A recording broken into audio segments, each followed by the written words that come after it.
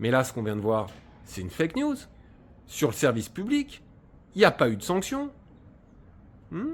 L'écologie d'extrême gauche a décidément du mouron à se faire. Il vous aura pas échappé que dans l'inconscient collectif, donc forcément un peu superficiel, l'écologie est forcément d'extrême gauche. D'ailleurs, ils revendiquent eux-mêmes ce soi-disant monopole. Une écologie de gauche, puisque l'écologie ne peut être qu'à gauche. Et donc, après ça vient chouiner que... L'écologie, c'est fini. Alors qu'on est déjà pas mal à prétendre Que la faute, elle revient surtout aux écologistes. Et ce sur quoi je veux vraiment insister, c'est qu'est en train de se développer un vrai discours alternatif. Si le but est de lutter contre le capitalisme, qu'on le dise, qu'on soit clair, qu'on soit franc, et qu'on dise notre but, c'est un but anticapitaliste, mais il ne faut pas dire que c'est un but écologiste. Et ça, vous pouvez être certain que ça emmerde royalement les gauchistes. Là, ce qu'on vient de voir, c'est par exemple extrait d'une chaîne YouTube qui s'appelle « Et si l'économie sauvait l'écologie ?»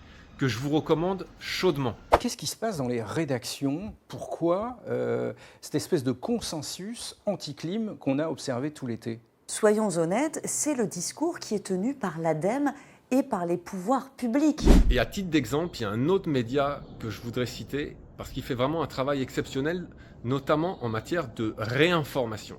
Parce qu'à l'heure où on est quotidiennement assailli par les médias mainstream d'informations qui nous expliquent par exemple que l'intelligence artificielle, c'est quasiment la fin de l'humanité, que c'est un désastre écologique, eh bien ce média qui s'appelle Les Électrons Libres, il nous montre au contraire les points positifs de l'intelligence artificielle sur la planète. Et là où ça devient vraiment passionnant, c'est qu'ils font également du fact-checking. Et en vérité, on se rend compte que nos soi-disant experts... Une requête, en gros, sur ChatGPT, c'est une bouteille de 50 centilitres d'eau, c'est ce que disent les chercheurs. Eh ben, ils nous assènent des fake news. Là où ça devient un tout petit peu piquant, c'est que, je sais pas si ça vous a échappé, mais pour la première fois, il y a une chaîne d'information, bon, il se trouve que c'est CNews, hein, ça doit être une coïncidence, qui s'est fait sanctionner pour fake news climatique. Bon, pourquoi pas? Mais là, ce qu'on vient de voir, c'est une fake news. Sur le service public, il n'y a pas eu de sanction. Mais enfin, ça va pas! Mais c'est juste insupportable! Arrêtez! Et donc pour conclure, soyez persuadés que je vais continuer à me faire le relais de tous ceux qui font réellement avancer la cause écolo, ainsi que la cause animale, c'est-à-dire sans chercher à instrumentaliser ces causes à des fins idéologiques.